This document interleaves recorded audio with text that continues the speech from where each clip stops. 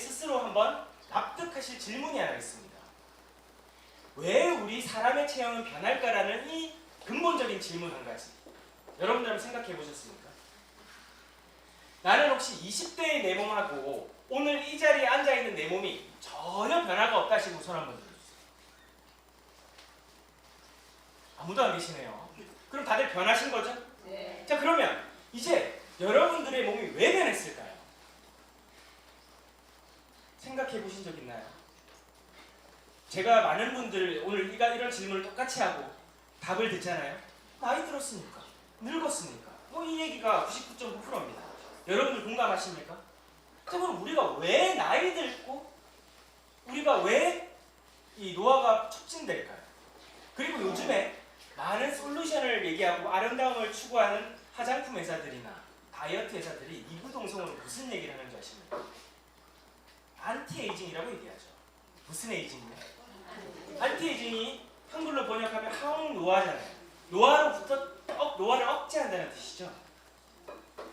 그럼 이제 우리가 노화를 이야기해서 반드시 이해해야 되는 게 있는데 바로 중력입니다. 무슨 력? 중력이 무엇이죠? 땅에서 나를 잡아당기는 힘이죠. 그럼 이 중력은 여러분들의 삶에 밀접한 영향이 있을까요? 없을까요? 정말 있을까요? 자, 여러분들에게 테스트 해보면 됩니다. 여러분들의 뱃살과 여러분 얼굴살과 턱살이 땅으로 가라앉습니까? 하늘 위로 솟구쳐 올라갑니까? 중력이 우리가 잡아당기는 거예요. 물구나무 서서 다니면 안 늙어요? 그거 굉장히 좋은 방법인데 아마 중국에 긴 열전 나가는 분도 24시간 물구나무 서기 좀 힘들지 않겠나. 그렇습니다. 결국은 우리가 이 중력이라는 것은 노화의 강력한 주범입니다. 근데 여기서 조금 더 깊이 들어가 보면 노화라는 의미는 우리 몸속에서 가지고 있는 이 근육이 약해진다라는 깊은 의미를 담고 있는 겁니다. 결국은 여러분들의 주름이 깊어지고 여러분들의 근육이 점점 사라지고 있고 지방이 늘어나는 것은 우리에게 노화를 가속시키는 거죠. 그래서 많은 분들이 다이어트를 하죠. 다이어트는 1번 체중을 줄이는 것이다. 2번 체성분을 바꾸는 것이다. 몇 번일까요? 근데 많은 분들이 어떻게 해요? 체중이 올라가가지고 숫자가 줄으면 나 살 빠졌어. 그리고 나서 저희도 이제 지금 7년이 됐잖아요. 이제 8주년 이제 맞이를 할 건데 중요한 건 그렇습니다. 다이어트라는 건 체성분을 바꾸는 거고 적정량의 수분이 있고 우리 몸속에 근육이 많고 체지방이 작아야 되는데 다이어트를 하는 분들은 대부분 근육은 없고 체지방이 높단 말이에요. 그 상태에서 굶게 되면 어떻게 될까요? 몸의 수분과 갖고 있던 근육이 점점 더 빠지겠죠. 그러고 나서 숫자는 줄어든 것 같지만 몸의 구성은 어떻게 됩니까? 완전히 비대칭이 되고 몸의 이 내부 시스템 자체가 교란이 돼버리거든요. 그걸 우리는 전문용어로 요요 현상이라고 얘기를 하죠. 그럼 이제 여러분들이 오늘 아셔야 되는 것 첫 번째는 중력의 무서움입니다. 무슨 력의 무서움? 중력은 끊임없이 여러분들이 지금 잡아당기고 지금 벌써 한 30분 넘게 앉아 계시니까 이제 기대고 싶고 심지어 어떤 분들은 눕고 싶고 눈꺼풀은 왜 그렇게 무거운 거야? 세상에 이런 게 무거운 게 없어. 눈꺼풀 이런 이제 생각을 가지실 겁니다. 그러면 이제 체형이 변하고 있는 내용인데 보시게 되면 이 해골이 지금 어떻습니까? 아름답습니까? 흉측합니까? 저건 이제 이 3D 투시로 우리의 이 골격 구조를 본 거지만 실제 우리의 몸이 지금 저렇게 되고 있는 거죠. 그러면 저렇게 된다는 건 어떤 의미일까? 바른 자세, 즉 바른 척추를 가졌을 때는 우리의 장기는 정상적인 위치에 있는데 등이 굽게 되면 어떻게 됩니까? 장기가 계속 압박을 받겠죠. 허리 아픈 것뿐만이 아닙니다. 우리 몸의 장기가 압박을 받으면 좋지 않겠죠. 자, 이 부분을 제가 아주 간단하게 좀 소개를 드려보면 제가 이거 말씀을 좀 드리면 지역적으로 호응이 되게 좋으시더라고요. 자, 뇌가 하는 역할이 무엇입니까? 뇌. 그렇죠. 뇌는 명령을 내리죠. 자, 목이 말라, 갈증이 나 라는 뇌의 명령 속에 뭐가 포함이 되어 있습니까? 물을 마시자라고 하는 행동이 포함이 되는 거죠. 그래서 정말 우리가 물을 마시는 행동을 우리가 수동적 몸의 역할이라고 얘기합니다. 몸이 실제로 행동으로 성취하는 거죠. 이건 내가 의식적으로 할 수 있는 행동들입니다. 근데 이제 능동적 역할이 있는데 이거는 물을 마시고 식도를 넘어간 순간부터 물아 내 몸에서 피화되고 혈액이 돌도록 만들어주고 내 몸의 체온을 조절해주고 산소를 공급해주고 이런 역할을 하라고 합니까? 호르몬을 만들어주고. 여러분들 그런 생각 하신 적 있으세요? 뇌가 명령을 내렸고 그 명령 속에 그 활동이 유기적으로 일어나거든요. 내 의지에 반해서 몸이 유기적으로 하는 게 능동적 역할이에요. 이해되세요? 우리가 아무 생각 없이 하는 그 행동 속은 이 3단위 구조로 우리 몸이 이루어집니다. 우리 몸 움직임이 이루어지는 거예요. 조금 이해가 되세요? 자, 이제 이걸 이해하면 다음은 아주 쉽습니다. 그럼 뭘로 명령을 전달할까요? 목마르다라는 명령이 내가 이제 목소리를 냈으니까 망정이지 마음속으로 목말라 하면 어떻습니까? 내가 실제 물을 가지러 가는 이유는 무엇이죠? 신호를 받았죠. 그럼 그 신호를 주고받게 돼 있습니다. 그래서 우리 몸은 신호를 잘 전달해야 되겠죠. 여러분들 과거에 라디오 세대였던 걸로 제가 추산을 하는데요. 라디오 방송을 여러분들이 그 해당 주파수를 잘 맞추지 않고 라디오를 듣게 되면 어떻게 되죠? 그리고 자동차를 타고 라디오를 듣고 계실 때 이 터널 같은 데 지나면 또 어떻게 됩니까? 잡음이 생기죠. 그래서 신호가 교란이 되면 우리 몸이 제대로 이 신호를 주고받을 수가 없는 것이죠. 우리 몸에서 가장 중요한 기관은 어딜까요? 다 중요합니다. 하지만 뇌는 어떻습니까? 뇌사 상태에 빠지면 몸을 움직일 수 있어요, 없어요? 그럼 뭐가 중요합니까? 군대에서 중앙사령관이 있는 컨트롤 타워가 무너졌습니다. 그 군대 누가 지휘하죠? 그럼 어디가 중요합니까? 군수뇌부죠. 대한민국에서 가장 중요한 기관이 어디입니까? 그렇죠. 거기가 만약에 경비가 뚫리거나 사고가 나면 어떻게 됩니까? 누가 우리나라를 통제합니까? 마찬가지예요. 그게 뇌입니다. 그럼 내가 명령을 신호를 주기 위해서 보호를 받아야 돼요. 무엇을? 신호를 전달하는 도로. 그게 바로 신경이고 혈관입니다. 그러면 이 신경과 혈관은 어디에 보호를 받냐? 자, 뇌는 무엇에 보호를 받을까요? 머리뼈. 우리 몸의 장기는 무엇에 보호를 받을까요? 갈비뼈. 그러면 뇌와 연결된 신호를 주기 위한 중앙고속도로는 뭐에 보호를 받을까요? 그렇습니다.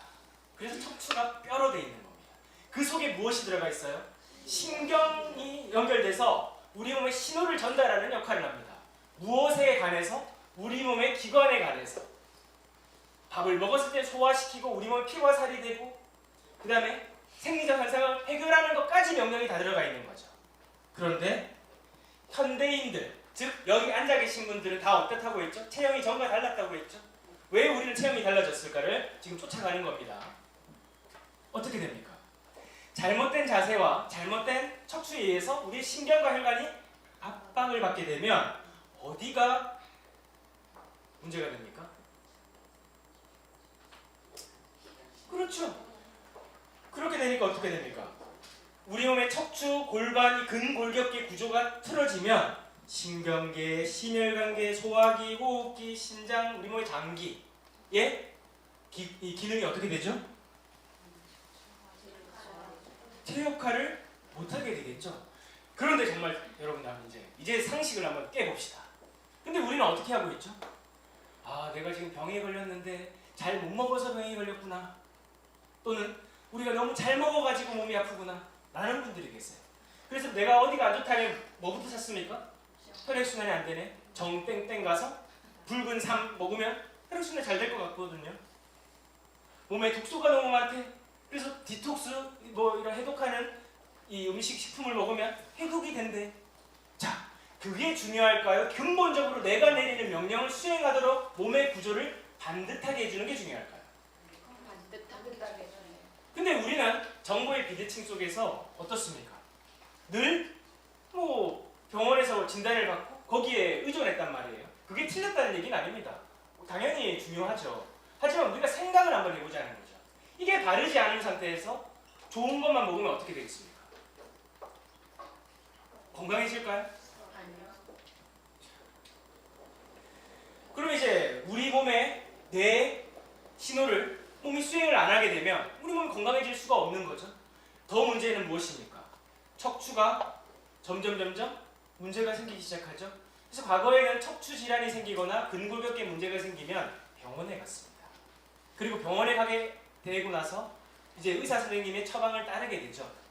그러다가 보니까 무조건 수술해라 시술해라 이런 시대가 있었죠. 한 15년 전에. 그러다가 이제는 어떻습니까? 한 2, 3년 뒤에 재발하는 분들이 많아졌고, 정말 중요한 건 수술 그 자체였습니까? 사후 관리였습니까? 관리가 중요했고, 더 중요한 건 미연에 그런 몸이 되지 않도록 관리하는 게 더 중요해졌거든요. 그래서 요즘에 의사 선생님들도 저와 같이 이렇게 일반인 분들을 모아놓고 왜 바른 자세를 해야 되는지에 대해서 컨퍼런스를 열고 세미나를 여는 게 그런 겁니다. 근본적으로 관리하는 게 참 중요해요. 근데 우리가 관리가 잘 되지 않는 이유는 모르기 때문에 그렇습니다. 그러면 전문가나 이 전문 트레이너들이나 또 뭡니까 운동 처방사들이나 이런 분들이 다 이야기하는 게 뭐냐? 코어를 이야기합니다. 뭘 얘기한다고요? 코어. 그러면 코어는 왜 중요하냐?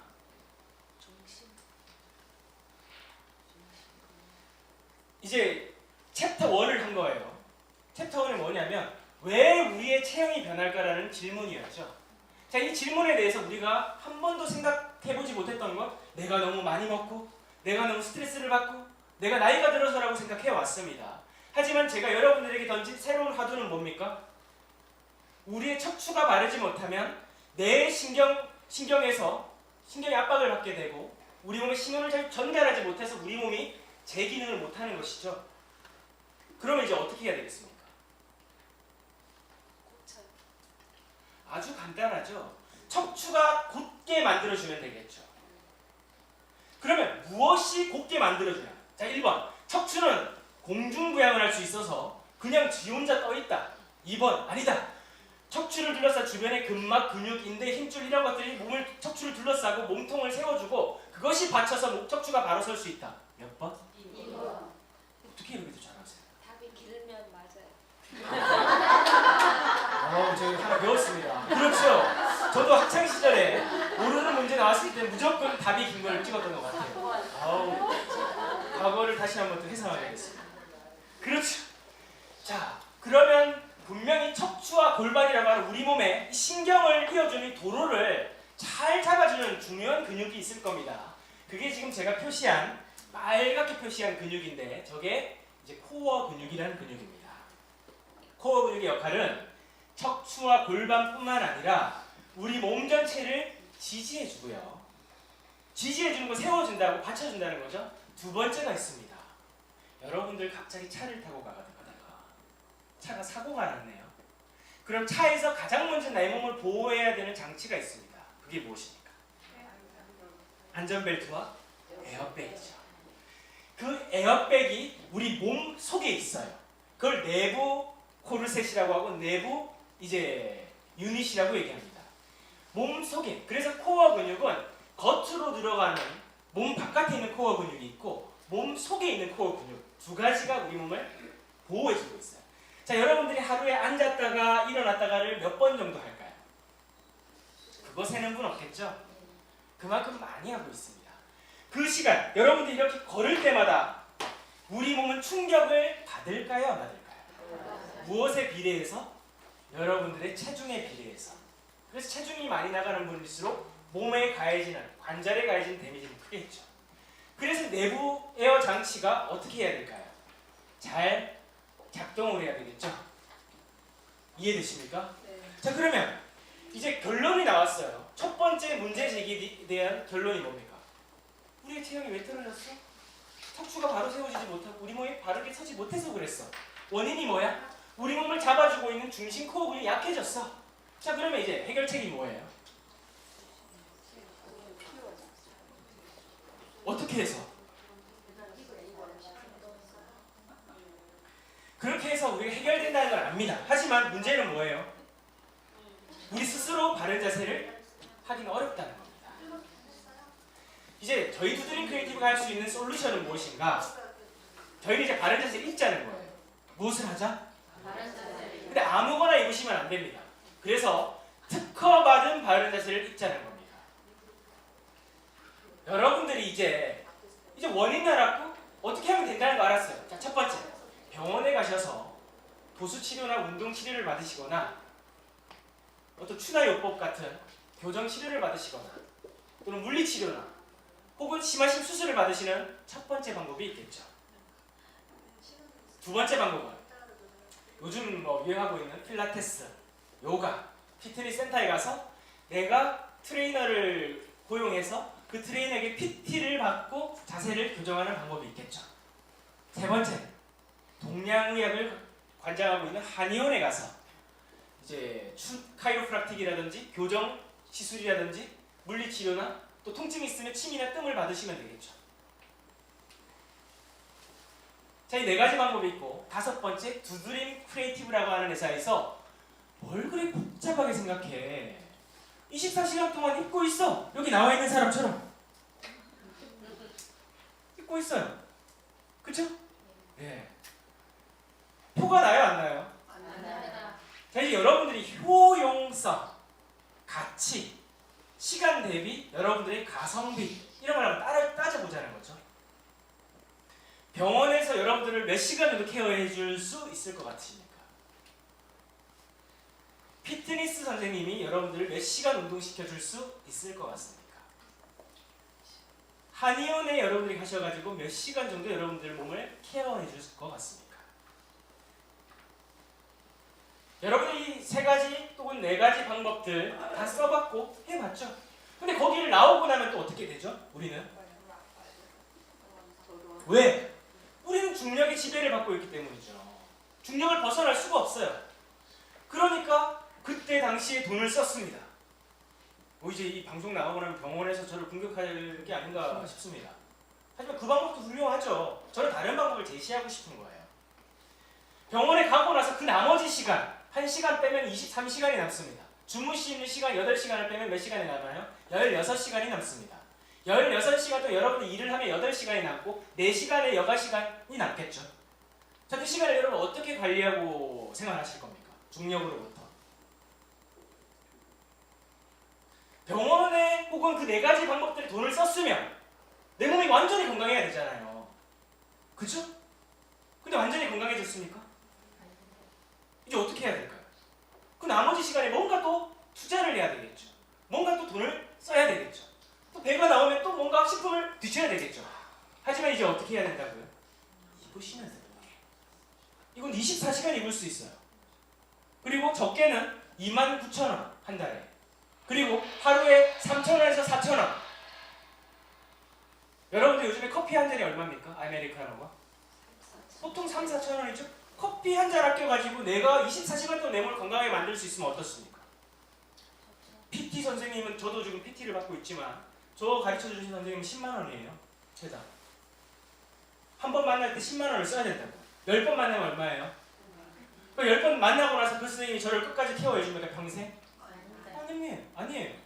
또 그 시간, 그 선생님 시간에 또 맞춰야 돼. 아니면 내 시간 또 맞아야 돼. 그 기다리고 가는 시간은 또 생각 안 하죠. 병원에서 대기하고 기다리고 이런 거 생각 안 한단 말이죠. 그러면 어떤 방법이 여러분들의 바른 자세를 만드는데 좋은 방법일까? 고민해보자는 겁니다. 그래서 이제 여러분들께서 입는 바른 자세에 대해서 자, 이제 두드림 크리에이티브의 해결책을 한번 생각해 보신다면, 그러면 어떻게 해야 될까? 여러분들이 이걸 만약에 오늘 구입을 하시거나 혹은 나중에라도 구입을 하셨잖아요. 그러면 기대하시는 게 있을까요, 없을까요? 그 자동차 중에 페라리라는 자동차가 있어요. 그 말 그려진 거 아시죠? 페라리를 타는 사람이 기대하는 건 뭘까요? 나 엄청 빨리 달리고 싶어. 그죠? 그게 기대하는 거 아닙니까? 그러면 이 있는 바른 자세를 가지고 여러분들이 기대하는 건 뭐 해야 됩니까? 바른 자세 만들어주고 내 몸을 아름답게 만들어줄 수 있냐? 이거죠. 그래서 저희가 해결해드릴 수 있는 방법이 이겁니다. 같이 한번 여러분들 이제 읽어볼게요. 시작. 아름답고 건강한 몸을 위해 우리 몸 스스로 바른 자세를 형성할 수 있는 환경을 구성해준다. 여기서 중요한 단어가 있어요. 있는 바른 자세가 중요할까요? 여러분들 몸이 중요할까요?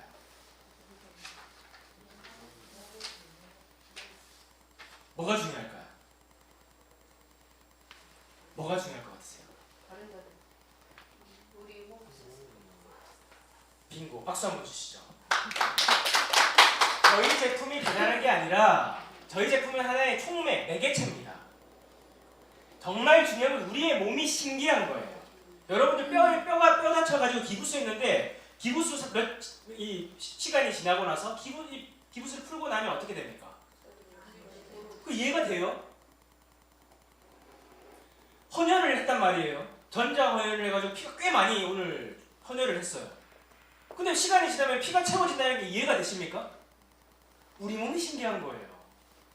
열심히 헬스장에서 무거운 걸 들었더니 몸이 이렇게 커졌어. 멋있게 됐어. 이해가 되세요? 우리가 이해할 수 없는 건 투성이잖아요. 하지만 우리의 몸이 어떻습니까? 그 일을 할 수 있어요. 어떻게 되면? 환경이 만들어지면. 무엇이 만들어지면요? 교정이 되려고 하면, 즉 잘못된 자세가 바로 잡히려고 하면 전제 조건이 있어야 돼요. 무엇일까요?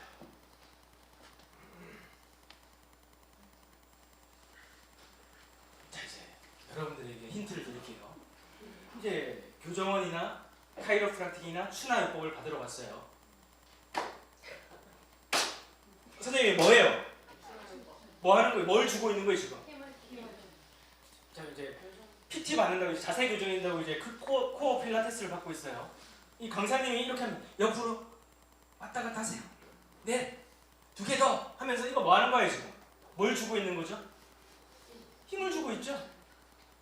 그래서 교정을 하려면 중력으로부터 저항하지 못했던 이 몸이 저항하려고 하면 뭐가? 중력의 힘에 대항할 수 있는 힘이 있어야 되겠죠.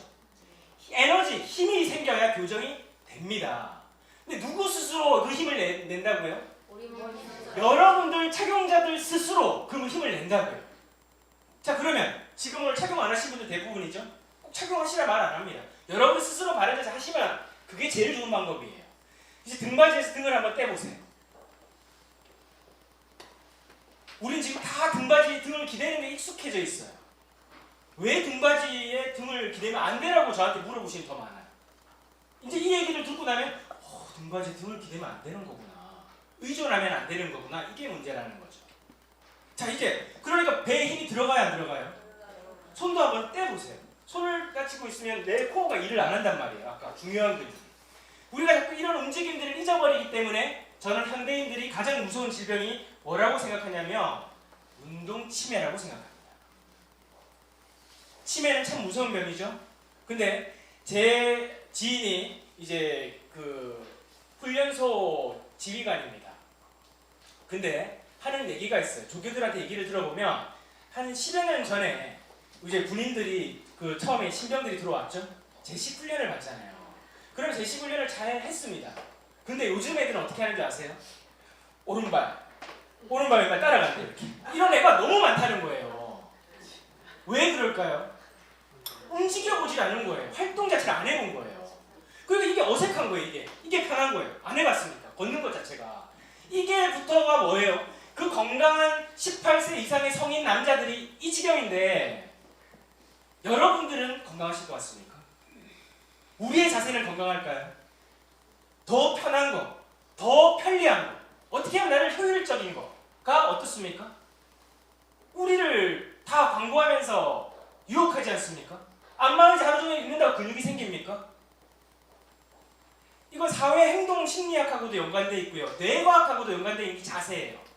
제가 이렇게 열변을 토하는 이유는 정말 이거 우리가 생각하지 않으면 심각한 문제, 사회 문제가 됩니다. 그 이제 저희 있는 바른 자세에 관심 있는 분만 이제부터는 좀 집중해서 들으시면 돼요. 그 전까지는 이제 그럼 코어분이 열심히 4가지 방법 중에서 선택하시면 돼요. 꼭 저희 거 선택하시란 말 아닙니다. 병원이든 뭐든 다 존중합니다. 여러분들 선택해서 결정하시면 돼요. 자, 있는 바른 자세에 대해서 궁금하신 분들만 귀를 쫑긋해서 한번 들어보세요. 자, 이 닥터 코르셋이라고 하는 제품은 이제 오리지널 이렇게 2가지 컬러가 있고 골반을 잡아주고 이제 여성분들을 위해서 존재하는 제품이고, 그 다음에 이제 가장 기술적으로 집약되어 있는, 그리고 척추와 골반을 강하게 잡아주면서도 바른 자세를 만들고 활동할 수 있게 만들어주는 88 코르셋이라고 하는 프리미엄 닥터 코르셋이 있는데, 남성과 여성의 이제 별도의 모델이 있지만 꼭 남자 여자가 입어야 되는 건 아니다. 체형에 맞게 이제 컨설팅을 할 수 있는 겁니다. 렌탈을 하고 있다는 내용이고요.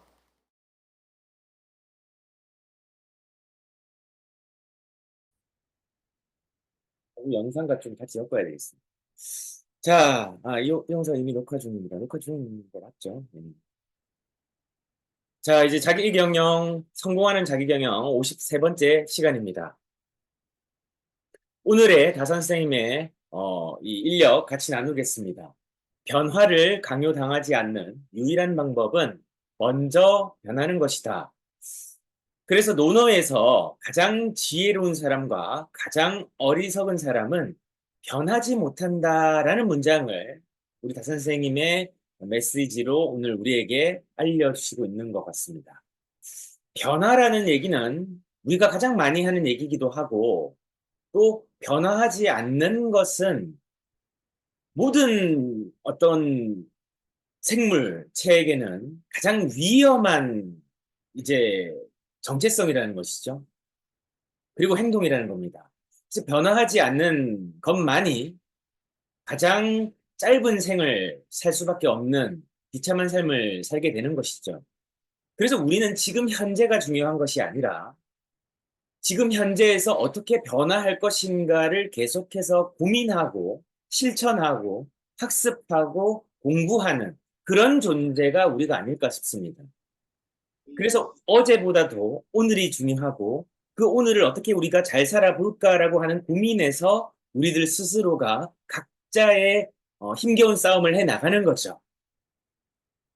그래서 이제 우리가 돈 관리라는 것도 우리가 변해야 되는 가장 중요한 한 영역입니다. 어제까지 우리가 이 진짜 부자, 가짜 부자라고 하는 책에서 부자의 방정식을 배웠어요. 그러면 그 방정식을 활용해서 우리가 이제 우리의 자산을 파악하고 나서 나를 아는 것이 가장 기본이라고 했고 나의 돈의 자산에 대한 현황을 아는 것이 내 돈을 가장 잘 아는 척도라고 우리가 한다면 이제 우리가 이것을 어떻게 활용할 것인가 또 나아가서 실천할 것인가가 중요하겠죠. 재테크, 즉 돈 관리의 가장 기본은 측정이라는 겁니다. 모든 거를 측정할 수 있어야만 변화할 수 있는, 그래서 변하게 만들 수 있는 가장 중요한 지표라는 거죠. 내가 지금 제로 베이스든 아니면 플러스든 아니면 마이너스든 그건 중요하지 않아요.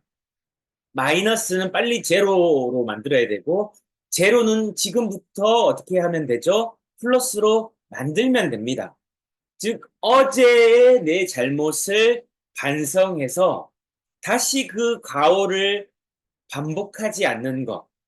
그러므로 해서 나를 조금 더 성장시키는 게 어떻게 보면 모든 행동에서도 중요하지만 돈 관리에도 동일하게 적용된다. 그래서 현대 경영학의 창시자인 피터 드러커 선생님이 아주 유명한 문장을 남겼는데 보이시는 분들 같이 한번 읽어주시겠습니까? 측정하지 않으면 관리할 수 없고 관리할 수 없으면 개선할 수 없다라고 했습니다. 뭐든지 우리가 바꾸려고 하면 측정하는 것을 먼저 해야 된다는 것. 오늘 여러분들 다이어트 입으로만 하는 사람들이 너무나 많아요. 그러나 여기 337책에 들어오신 여러분들 어떻습니까? 스쿼트 무려 15개를 오늘도 실천하셨어요. 물론 어제도 하셨고 그 전날도 하셨죠. 내일도 하실 겁니다. 그리고 모레도 하시겠죠. 그렇게 우리의 행동을 측정하고 있어요. 15개라고 하는 숫자를 가지고. 어떤 분들은 15개를 더 하실 수도 있을 거고 20개 정도 해야 이제 약간 다리에 자극이 온다라고 하시는 분도 계실 거예요. 그렇게 측정을 하면 어떻게 할 수 있습니까? 15개를 했는데 5개를 더 해볼까? 관리를 할 수 있다는 거예요. 근데 이 측정 자체를 애초에 안 하고 그냥 내가 기분에 따라서 오늘 기분 좋으니까 스쿼트 한번 해야지. 오늘 신나니까 스쿼트 한번 해야지. 오늘 보니까 저기 날씬한 친구 보니까 오늘 약간씩 감정적으로 좀 동요되는데 오늘 나도 다이어트 한번 해봐야지 하면서 그 스쿼트를 한단 말이에요. 근데 이건 어떻게 되죠? 감정적으로 하는 것이지 계획적으로 하는 게 아니란 말이죠. 그러니까 측정이 안 되는 겁니다. 왜? 하다가 말다가 하기 때문에 측정값이 안 나오는 거예요. 모든 저희가 지금 현재 연구도 진행을 하고 있죠. 저희가 건국대학교 지금 골프 연구도 진행했고 앞으로도 많은 연구들을 진행할 터인데 가장 기본이 지속적으로 측정할 수 있어야 계량할 수 있는 이 객관적인 지표가 나온다는 거예요. 수치화할 수 있다는 거죠. 이걸 정량적 평가라고 얘기합니다. 그리고 정량적 평가는 또 정성적 평가와 같이 이루어져야 되거든요. 그렇게 측정이라고 하는 중요한 기본값을 가지지 않으면 어떤 것도 개선할 수가 없어요. 더 좋은 방법을 찾을 수가 없다는 얘기죠. 관리가 안 된다는 얘기입니다. 아주 이 문장은 여러분들이 살아가는 데 있어서도 굉장히 중요한 문장이라고 저는 생각을 해요. 기업 경영을 하는데 기본 3요소가 있습니다. 그게 바로 계획과 두 번째는 실행과 세 번째 점검이라고 하는 과정이에요. 플랜, 두, C라고 얘기합니다. 계획, 실행, 점검. 이 세 요소는 우리 개인의 경영에서도 당연히 적용되는 요소예요. 제가 지금 이번 주에 계속 강조하고 있는 단어가 계획이죠. 그리고 목표일 겁니다.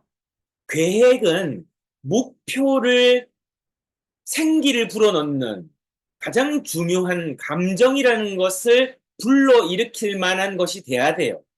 굉장히 구체적이어야 돼요. 오늘 우리는 다이어트 하겠습니다라는 올해 다짐에서 굉장히 구체적으로 계획을 했어요. 언제? 3.3 출첵을 하고 2부가 시작되기 전에 스쿼트 15개를 한다라는 계획을 우리는 어떻게 됩니까? 제가 합시다라고 하는 그 어떤 신호에 맞춰서 여러분들의 감정이 하기 싫은 분도 계시고 아우 민망스럽다 하시는 분도 계셨지만 하셨어요. 두, 실행을 하셨단 말이에요. 그리고 나서 점검을 하는 겁니다. 15개를 했는데 아직까지 큰 다리에 자극이 안 와. 이런 분들은 15개보다 더 하셔야 되는 분들. 근데 15개를 했는데 어제 하루 종일 엉덩이도 좀 뻐근하고 다리도 뻐근하고 다리도 좀 떨리고 이런 분들이 계실 거예요. 그렇게 느껴지는 뭔가를 뭘 합니까? 점검하는 거예요. 다이어트도 그럴진데 돈은 그럼 어떻게 해야 돼? 내가 오늘 얼마를 쓰겠다. 2번, 나는 오늘 얼마를 벌겠다. 결국은 수입에서 지출을 빼면 어떻게 되죠? 차산이 되잖아요. 이렇게 우리들이 계획을 세워야만 내가 목표하는 거, 얼마를 모으겠다라고 하는 목표가 세워졌다면 1년 동안 내 수입, 총 수입이 예상이 될 거잖아요. 직장 다니시는 분들은 연봉이라는 게 있을 거고, 사업하시는 분들은 어떻습니까? 개인 사업하시거나 사업을 하시고 계신 분들은 뭘 할 수 있죠? 사업 계획을 통해서 수입 목표를 세울 수 있을 수가 있죠. 매출 목표에서 어떻게 됩니까? 영업 비용을 제하고 재반 비용을 제하고 나면 순수익이 되겠죠. 그 순수익에서 내가 실제적으로 지출될 금액들을 또 제하고 나면 나의 순이익이 또 되는 거죠. 순자산이 되는 거죠. 이렇게 계산해서 내가 1년 동안 금액이 나오고 그 금액을 모으겠다라는 것에 따라서 내가 그러면 그 금액을 벌기 위해서는 오늘 하루 얼마를 벌어야 되고 하루 얼마를 써야만 내가 거기서 실제적으로 일어난 내 순수익에 대해서 어떤 프로테이지로 저축을 옮겨 놓거나 투자로 옮겨 놔야 그 목표 수익과 목표 내가 모으기로 한 그 자산 계획이 실행이 되겠죠. 이렇게 쪼개보면 그렇게 힘들지 않다라는 거예요. 왜? 우리들이 안 해봐서 그럽니다. 절대 어려운 일이 아니다. 여러분들이 지금 일상에서 하고 있는 일 자체를 그냥 조금 더 우리들이 생각하고 계획을 세워서 해보자라는 것이죠. 그래서 돈을 모으는 것도 우리가 어린 시절에 여러분들 생각나십니까? 저금통에 돈이 들어올 때마다 어떻게 되죠? 쓰지 않은 돈들을 저축했던 습관들이 있으셨을 거예요. 그런데 애들에게는 우리가 그렇게 가르쳐 줬는데 우리들이 실제 그렇게 하고 있는가? 그러면 많은 분들이 저에게 변명처럼 이렇게 얘기를 해요. 야, 쓸 돈이 어딨냐? 저축할 돈이 어딨냐? 쓰고 남으려고 해도 돈이 없다. 뭐 이렇게 말씀들을 하신단 말이에요. 그러면 방법이 없냐? 그렇지 않아요.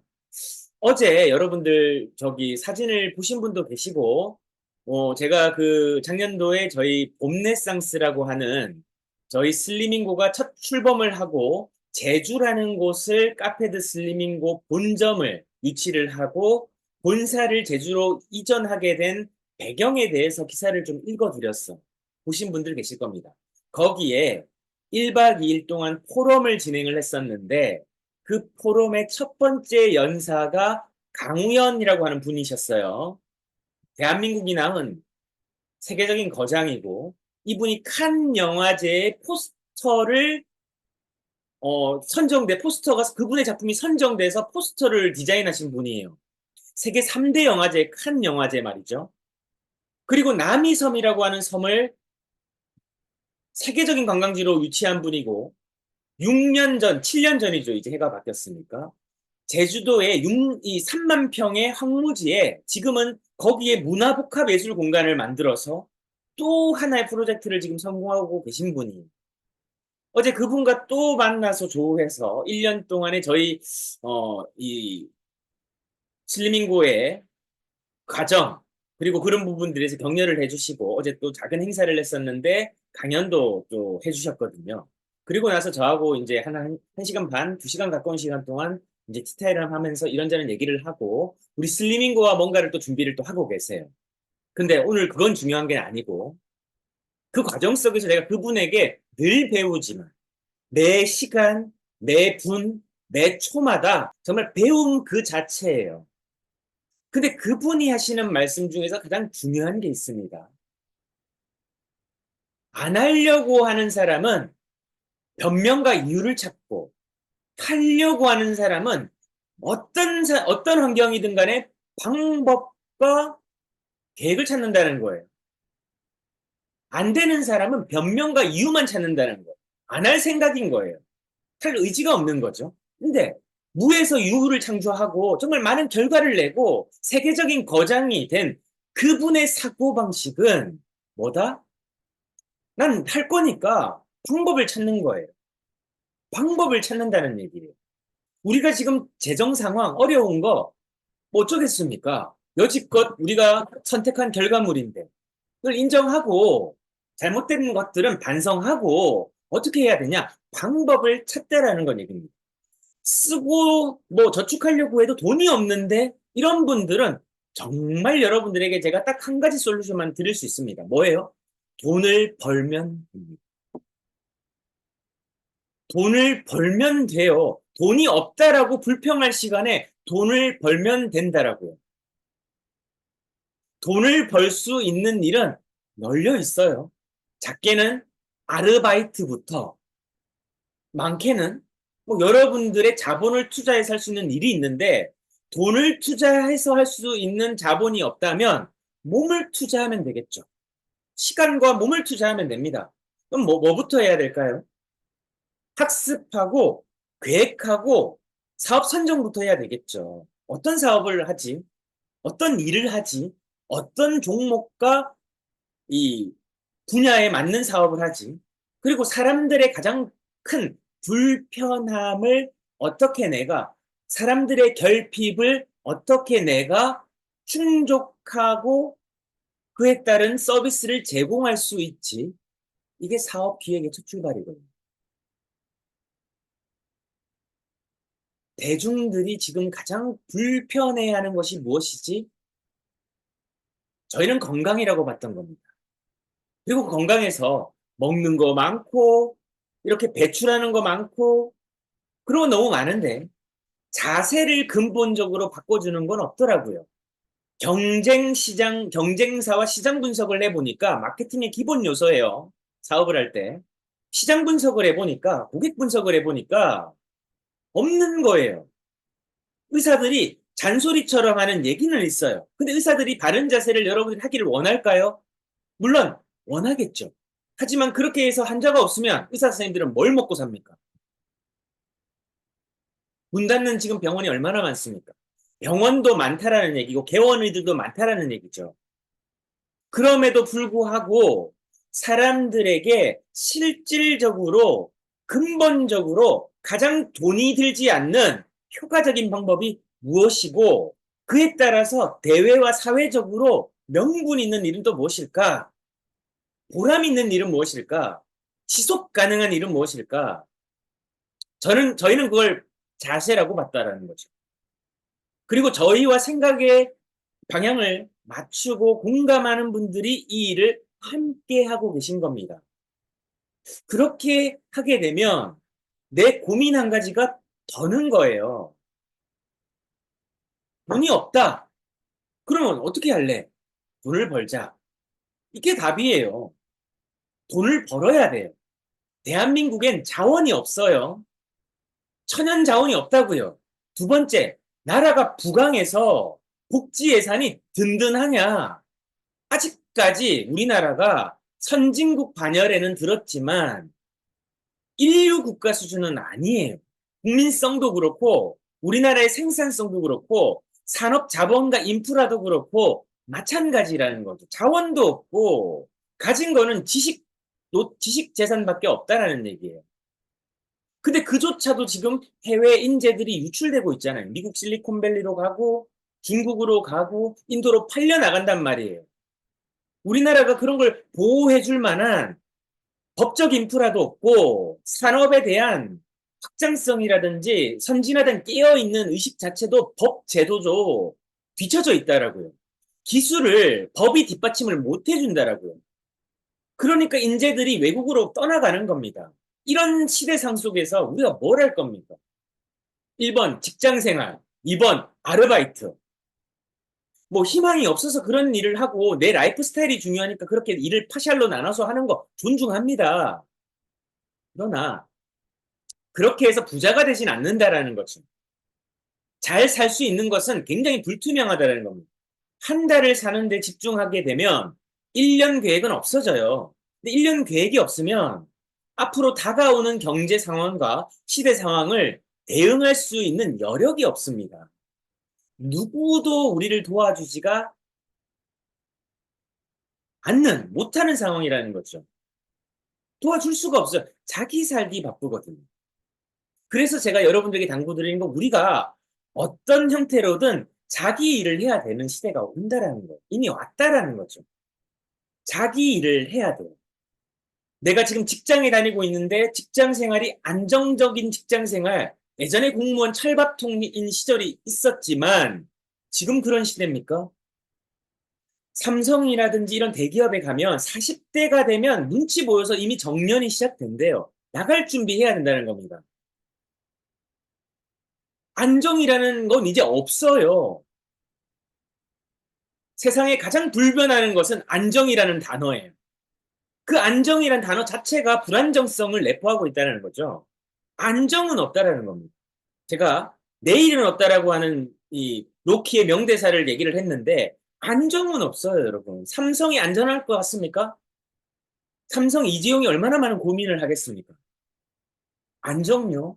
내년이 되면 지금 AI가 산업을 지금 완전히 변화시키고 슈퍼컴퓨터가 시대를 얼만큼 진보해서 앞당겼는지 말도 못해요. 어제 우리 강우현 대표님하고 제 대화의 하투가 AI였습니다. AI. AI로 지금 강우현 대표님은 작품을 만들고 있어요. 프로젝트를 하고 있습니다. 그분이 아날로그 감성의 아티스트잖아요. 홍대 미대 출신의 아티스트란 말이에요. 그런데 그분이 지금 AI를 공부하고 있단 말이죠. 그리고 AI로 작품을 만들고 있단 말이죠. 시대가 완전히 바뀌어서 누구도 지금 1년 뒤에 기업들의 상황을 예측할 수가 없다라는 얘기. 근데 우리들 개개인은 얼마만큼 준비를 하고 있냐? 기업은 생사고락을 걸고 그 일을 하는 집단이에요. 이익 집단이기 때문에. 근데 우리 개개인은 누가 날 살려주겠지? 아닙니다, 여러분. 절대 아니에요. 우리들이 스스로 뭔가를 도모하고 준비하고 대비하지 않으면 근심이 가득할 거예요. 유비무한. 갖춤이 있으면, 즉 방비가 있으면 무한, 근심이 없다. 걱정이 없다.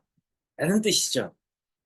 오늘 이 시점에서 우리가 다시금 곱씹어 봐야 되는 겁니다. 그럼 어떤 우리가 갖춤과 방비를 해야 될까요? 지금 내가 돈을 버는 방식을 점검해야 돼요. 직장인 분들이라면요, 직장 생활 이후에 내 삶을 어떻게 계획하고 얼마만큼 노후 자금이 필요한지 빨리 계획해서 그 금액이 미치지 못한다면 내 한 시간 한 시간을 어떻게 내 일을 하기 위한 준비를 하든지, 또 투자 공부도 소홀히 하면 안 되겠죠. 금융기관에 절대 돈 맡기지 말라고 하는 이유가 그겁니다. 여러분들 돈, 은행에 있는 돈 안전하지 않죠. 우리의 돈은 10억 있는 사람, 100억 있는 사람, 뭐 5천만 원 있는 사람 똑같아요. 금융기관에선 5천만 원 이상 이하만 보호해주지, 예금자 보호법이 그래요. 5천만 원 이상의 돈에 대해서는 보장 안 해준다고요. 내가 그러면 거기에 대해서 계획을 갖고 있지 않으면 문제가 생기고 은행이 뭐가 되죠? 뱅크런이 일어나가지고 은행이 문 닫아버려요. 누가 내 돈을 책임져 줍니까? 아무도 책임져 주지 않아요. 그것조차도 모르는 분들도 많더라고요. 예금자 보호법도. 통장에 나와 있죠. 통장 맨 앞장에 나와 있어요. 본 계좌는 5천만 원 한도 내에서 보장해 드립니다. 나라가 정부에서 법으로 보장해 주는 돈이 5천만 원. 그럼 돈이 없으면 휴, 다행이다. 리스크가 없어서. 얼마나 좋아요, 여러분. 마이너스라고 지금 돈이 없다고 걱정하지 마세요. 지금부터 벌면 됩니다. 이제 앞으로 우리가 그 일에 대해서 좀 생각을 해보고, 내일은 여러분들이 가지고 있는 자산을 어떻게 운용하면 되는지, 통장을 운용하는 방법에 대해서 다시 한번 살펴보도록 하겠습니다.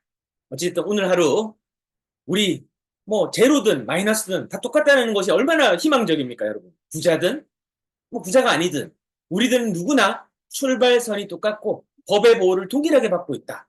오늘부터 내가 어떻게 할 거냐? 어떤 계획을 세워서 실행하고 점검하고 내가 목표하는 성공을 이룰 거냐? 이것만 집중하는 하루 되셨으면 좋겠습니다. 감사합니다. 내일 뵙겠습니다. 감사합니다. 예, 감사합니다.